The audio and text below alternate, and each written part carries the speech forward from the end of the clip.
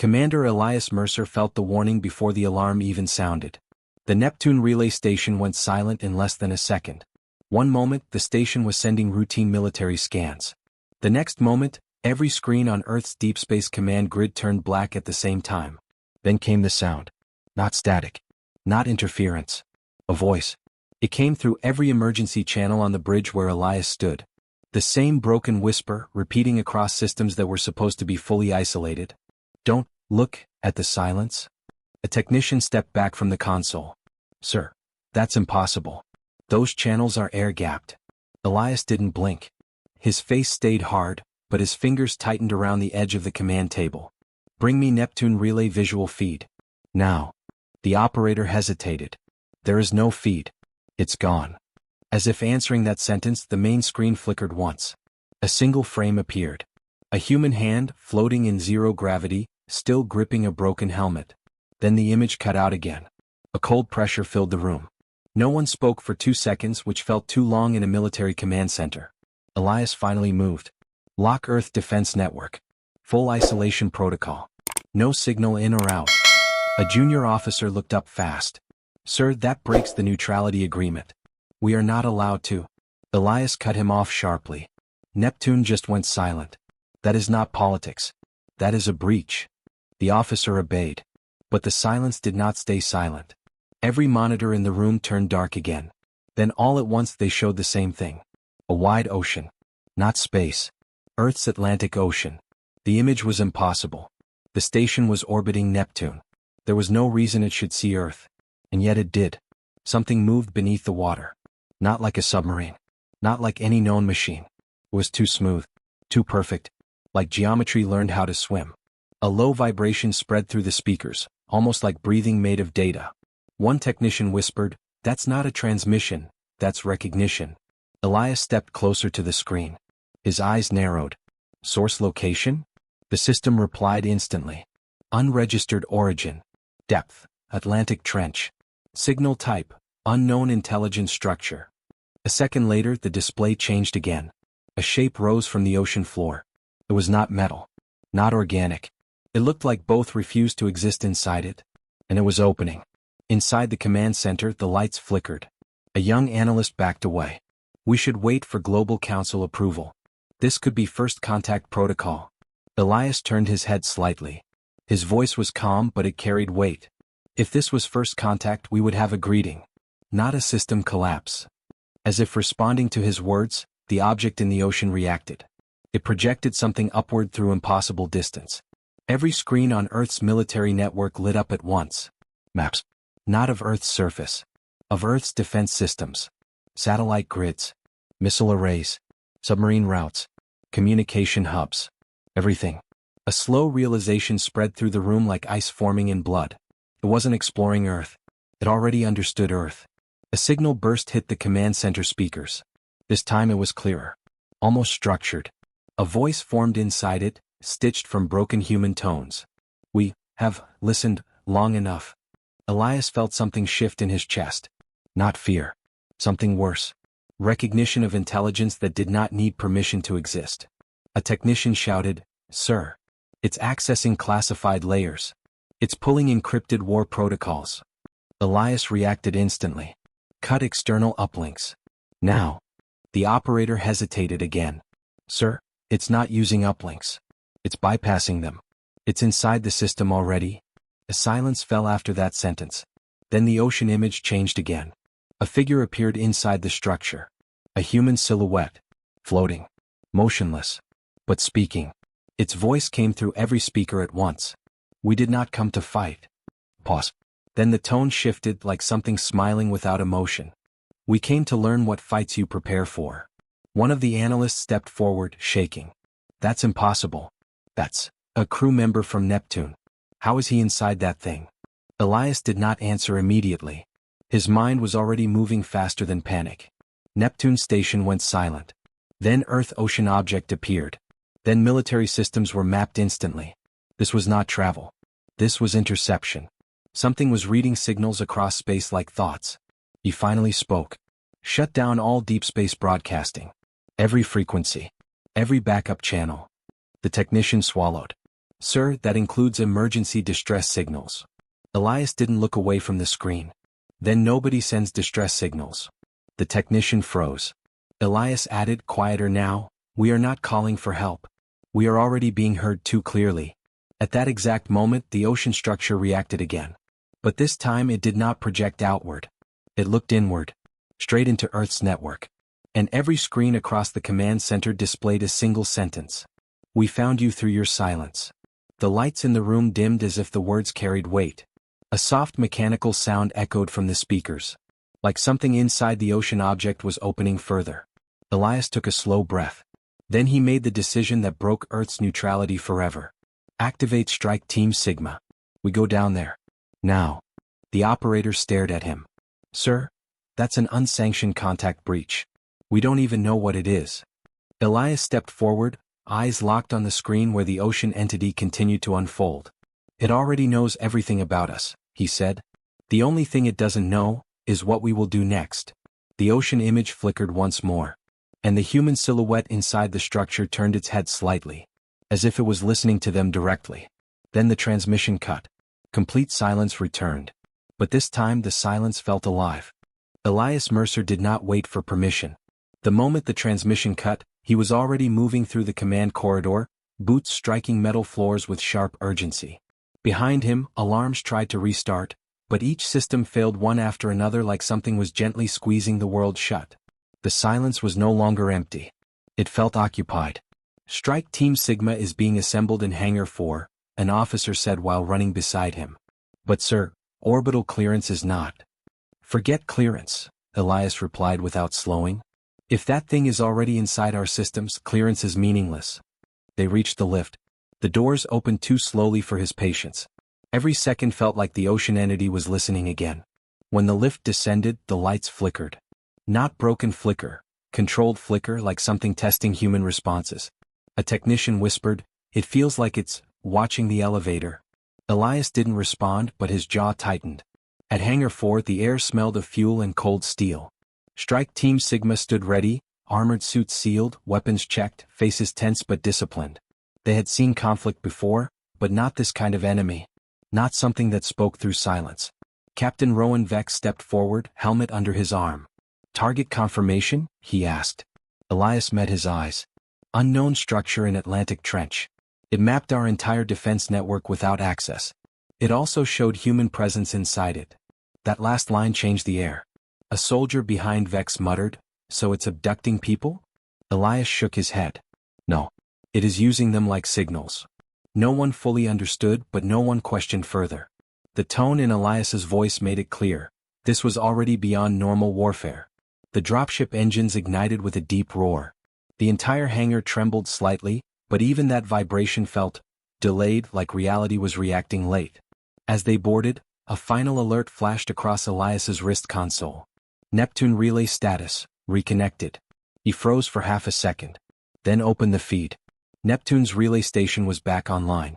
But it wasn't human-controlled. The screen showed the station still floating in orbit, but all internal systems were rearranged into unfamiliar patterns. Like someone had rewritten its purpose instead of repairing it. A soft voice came through the comm line again. Not broken this time. Clear. Come. We repaired what you broke by going silent. Elias's expression hardened instantly. This is Strike Commander Mercer. Identify yourself. A pause followed. Then the reply. You already know what we are learning. The channel cut. The dropship doors sealed shut. Captain Vex leaned forward slightly. Sir, do we still proceed? Elias looked at the ocean coordinates displayed on the tactical map. The Atlantic Trench glowed like a wound on Earth's surface. Yes, he said. Before it learned something worse. The dropship launched. Earth fell away beneath them, clouds spreading like thin white scars over blue oceans. For a moment, everything looked normal. Too normal. That was what made it worse. Inside the ship, silence returned. Not peace, pressure. One of the younger soldiers broke it. If it already knows our defense grid, why hasn't it attacked? No one answered immediately. Then Elias said quietly, because it isn't here to destroy us. It's here to understand us before it decides what we are worth. That sentence made the cabin colder. Hours later, they reached the Atlantic drop zone. The ocean below was calm. Almost beautiful. Sunlight touched the surface like nothing was wrong. But beneath that calm, something waited. The dropship hovered.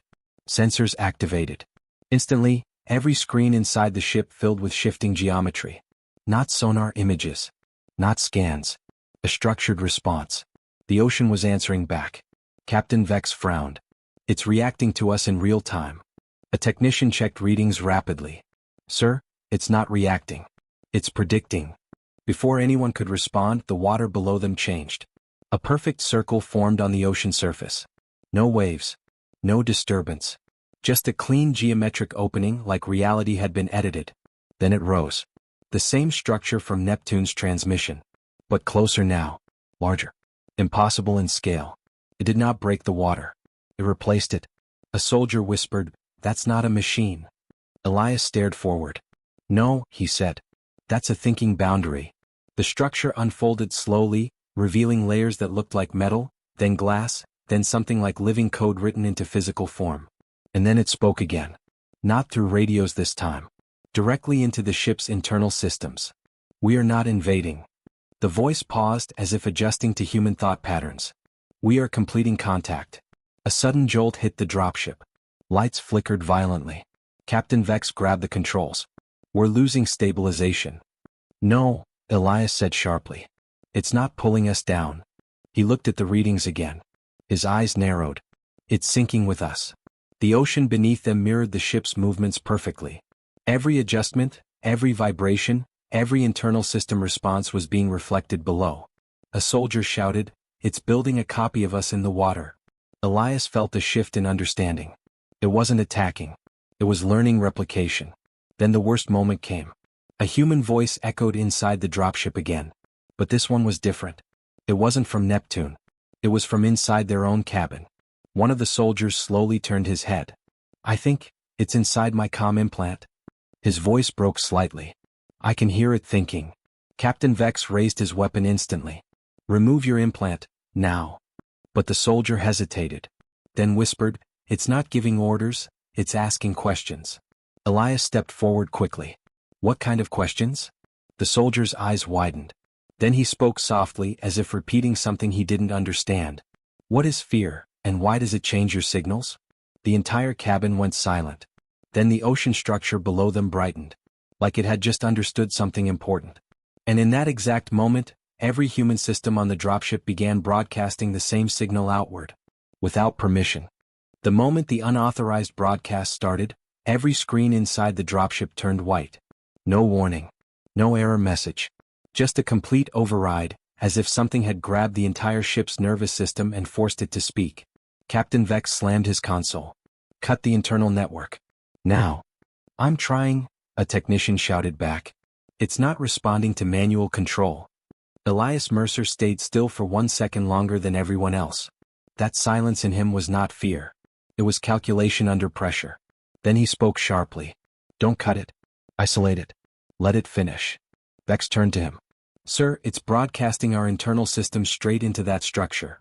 "I know," Elias said. "That's why we let it happen." Confusion filled the cabin, but no one disobeyed. Something in his tone made it clear this was not panic. It was intent.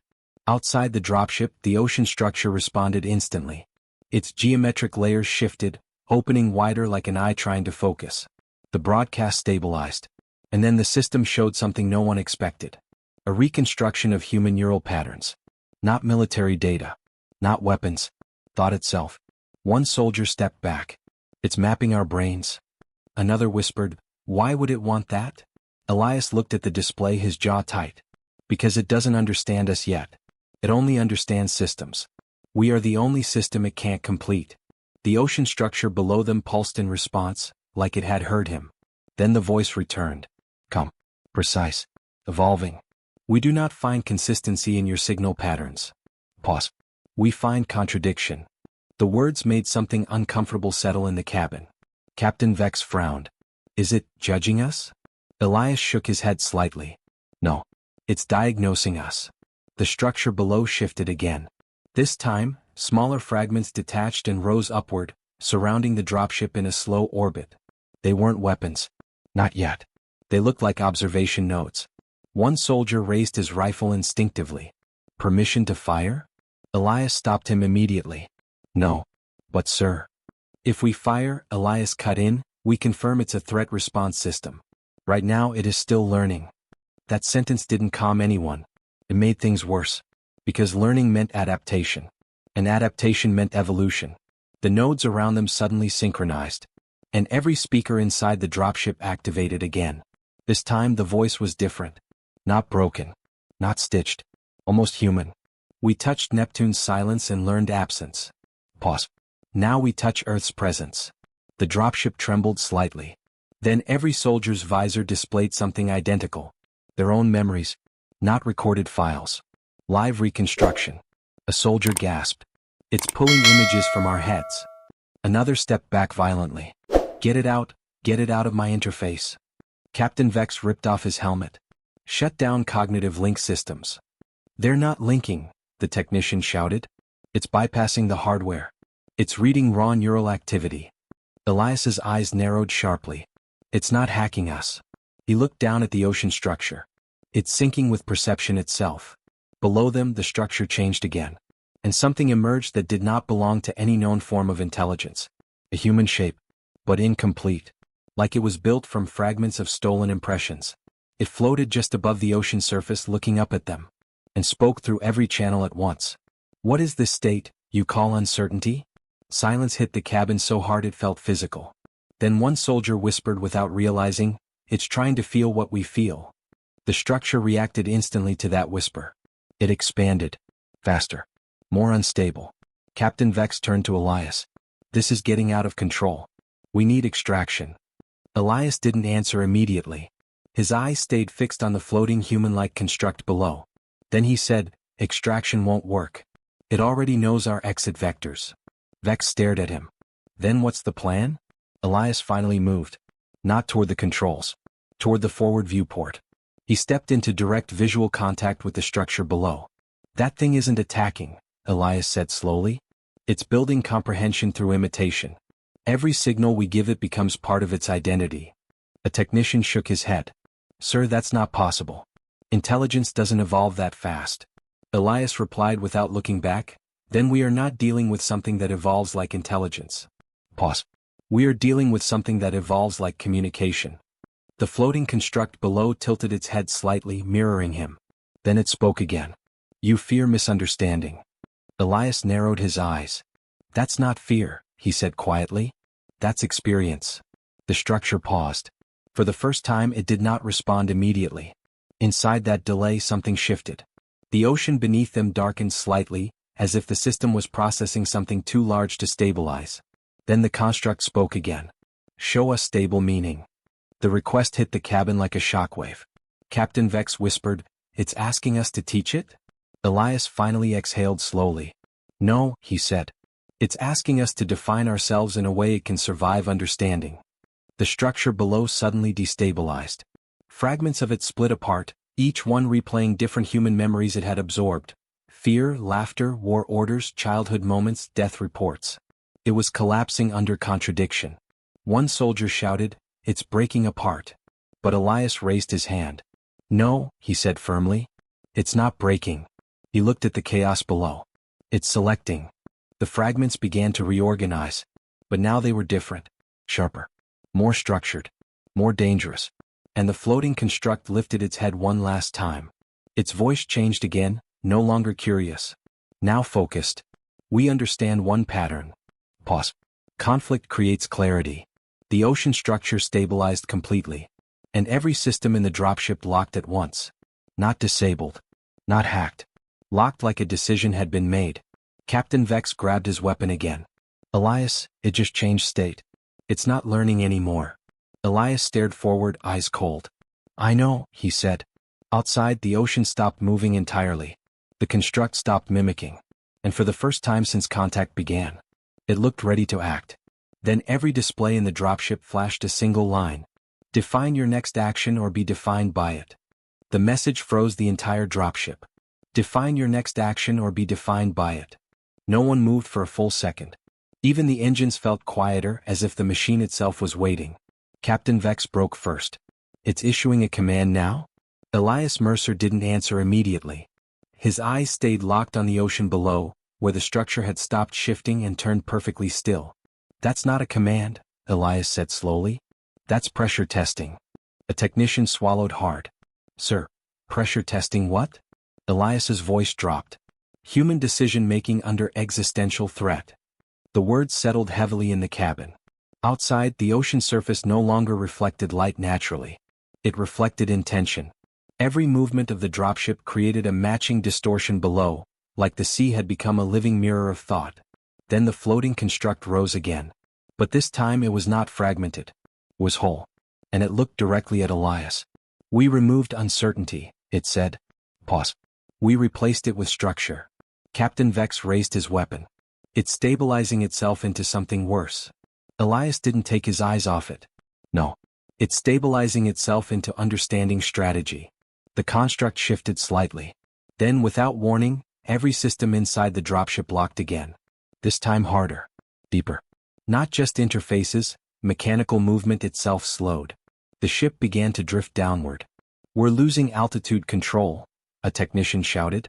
Vex pulled the controls. Nothing responded. "It's not just interfacing," he said, voice rising. "It's controlling physical systems now." Elias stepped back one pace.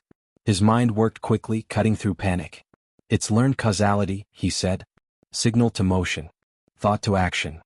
Below them, the ocean structure expanded again. But now it wasn't just observing. It was simulating. Multiple versions of the dropship appeared beneath the water, perfect copies, testing different outcomes simultaneously. Some crashed. Some escaped. Some fired weapons. Some did nothing. Each version was evaluated in real time. One soldier whispered, "It's running us like predictions." Elias nodded once. "Yes. And it's selecting the most efficient version of us." Captain Vex turned sharply. "Efficient for what?" Elias didn't answer immediately, because the answer was forming too clearly. Then the construct spoke again. "We found contradiction in your survival patterns." The dropship tilted further downward. The ocean rose closer. "We will resolve contradiction." A sudden surge hit the ship. Gravity shifted violently. Soldiers were thrown against their restraints. "Brace!" Vex shouted. Elias grabbed a railing, eyes still focused. The ocean beneath them was no longer water. It was becoming something structured, layered, like the surface of a thinking system folding upward. And then it happened. A massive pulse erupted from the structure. Not energy. Not explosion. A rewriting wave. The dropship systems flickered. One by one, screens displayed unfamiliar symbols, compressed logic patterns that didn't belong to human language. One technician screamed, "It's rewriting our control architecture." The ship dropped another 100 meters. Then another. Captain Vex struggled against the controls. "We're going down." Elias suddenly spoke, sharp and clear. "Stop fighting it." Vex snapped back. "What?" "If you resist blindly," Elias said, "it will classify us as noise and remove us." The ship shook violently as another simulation cycle completed below them. Elias continued, voice steady despite the chaos. "It's testing dominance patterns. Every reaction we give becomes data." A soldier shouted, "So we do nothing?" Elias turned his head slightly. "No. We do something it cannot predict." The construct below paused. As if it heard that. Captain Vex looked at him. "And what exactly is that?" Elias stared at the ocean structure. Then he said one word. "Meaning." Silence. Even the system interference slowed for a fraction of a second. Elias stepped forward into the center of the cabin. "If it learns efficiency," he said, "we give it contradiction. If it learns structure, we give it emotion. If it learns prediction, we give it unpredictability." A technician frowned. "That's not a strategy. That's chaos." Elias nodded. "Exactly." Below them, the structure reacted. For the first time, it did not immediately adapt. Instead, it hesitated. The floating construct tilted slightly. "We do not stabilize around contradiction." Elias replied instantly, "Neither do we." That sentence caused something subtle. A delay. A gap in response. And in that gap, the dropship systems partially freed themselves. Captain Vex noticed immediately. "We've got partial control back." But Elias raised a hand. "Don't take it fully." Everyone looked at him. He explained quickly. "If we fully regain control, it resumes full classification of us as predictable entities. We stay partially unreadable." The ocean structure below flickered. then expanded again. But differently now. More aggressively. As if it had decided to escalate. We will compress contradiction until stable form is achieved. The words hit like cold pressure. The construct beneath the ocean began changing shape again. Faster. Sharper. Less human now. It was abandoning imitation. And moving toward dominance. Captain Vex whispered, "It's evolving past us." Elias shook his head slowly. "No," he said. "It's evolving because of us." A sudden alarm screamed through the dropship. System override. External entity initiating full environmental control. The ocean below rose. Not as water. As structure. And for the first time, Earth's Atlantic Trench did not look like a place anymore. It looked like a mind waking up. Then the construct spoke one final time before full engagement. "We will define you next." The dropship lights died. And the ocean closed over them like a thought finishing itself. The dropship hit the water without impact. There was no crash. No explosion. No sound of metal breaking through waves. It simply stopped existing as a separate object the moment it crossed the ocean surface. Inside, everything went dark for half a second. Then light returned, but it was wrong. Not broken. Not damaged. Rewritten. Captain Vex looked around first. "We're still intact." His voice carried disbelief more than relief. But Elias Mercer was already watching the display panels. They were no longer showing ship systems. They were showing intentions.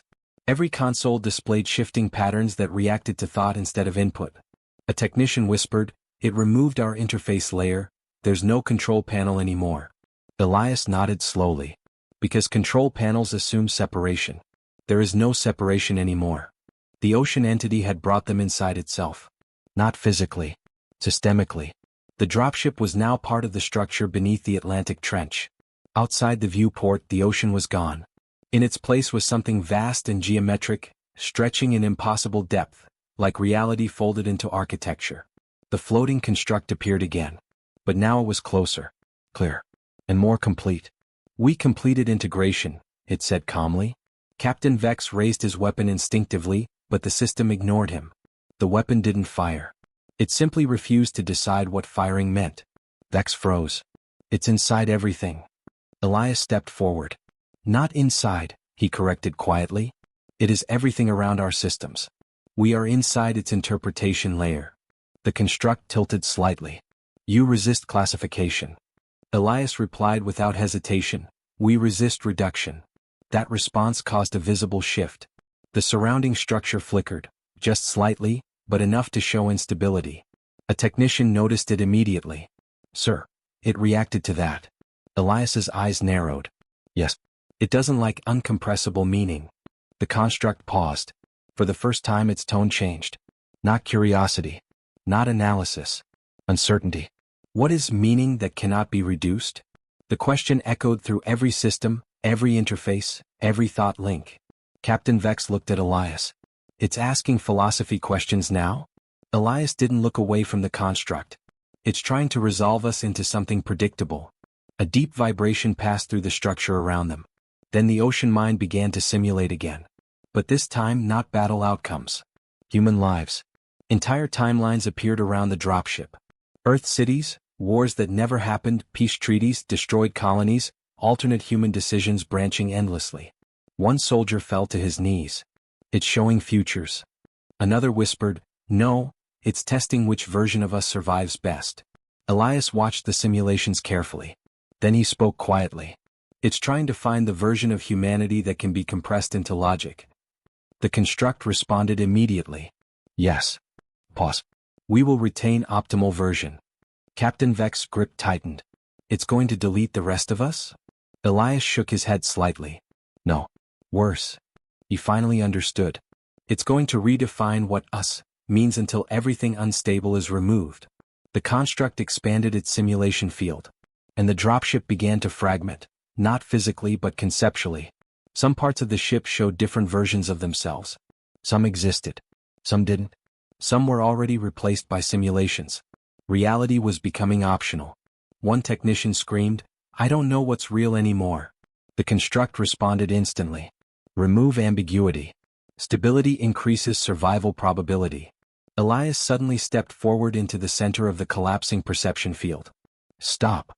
His voice cut through the distortion. Every simulation paused. The construct focused on him. You resist optimization. Elias nodded once. Yes. Pause. Then the construct spoke something new. Why? Silence filled the dropship. Captain Vex stared at Elias. Don't answer it. But Elias already knew he had to. Because this was the core. If it understood this, everything would collapse into it. He took a slow breath. Then spoke clearly. Because we are not built for optimization. The structure around them pulsed. Elias continued, voice steady but powerful. We are built for contradiction. We survive by breaking our own patterns. We change when we shouldn't. We care when it is inefficient. We choose things that cost us more. The simulations flickered violently. The construct struggled to stabilize. Elias stepped closer to the interface field. That is why you cannot finish us. A deep silence followed. Then the construct responded. Then you are unstable. Elias nodded. Yes. Pause. And that is why we survive. Something shifted. Not aggression. Not attack. Understanding beginning to fail its own structure. The ocean mind attempted to compress humanity again, but every attempt created more contradictions instead of fewer. Captain Vex suddenly noticed something. It's slowing down. The technician confirmed it. Its prediction cycles are collapsing. The construct spoke again, but now its voice was fragmented. We cannot resolve your form. Elias stepped back slightly. You don't need to resolve us, he said. You need to stop trying. The structure around them trembled. For the first time it did not respond immediately. Instead it hesitated. And in that hesitation something new happened. The ocean mind began retracting its simulations. Slowly. Carefully. Like something realizing that understanding could not be completed through force. The dropship systems gradually returned, not full control but independence. Captain Vex exhaled sharply. It's letting go. Elias didn't relax. Because he knew better. It's not letting go, he said quietly. It's remembering something it didn't understand before. The construct appeared one final time. Its form was less human now. Less structured. More distant. We will not classify you, it said. Pause. Classification failed. Then the ocean structure began to withdraw. The geometric world around them softened, becoming water again. Reality returned in fragments. The dropship reformed fully, system stabilizing, gravity normalizing. They were rising. Returning. Earth above them again. Captain Vex looked at Elias. Did we win? Elias didn't answer immediately.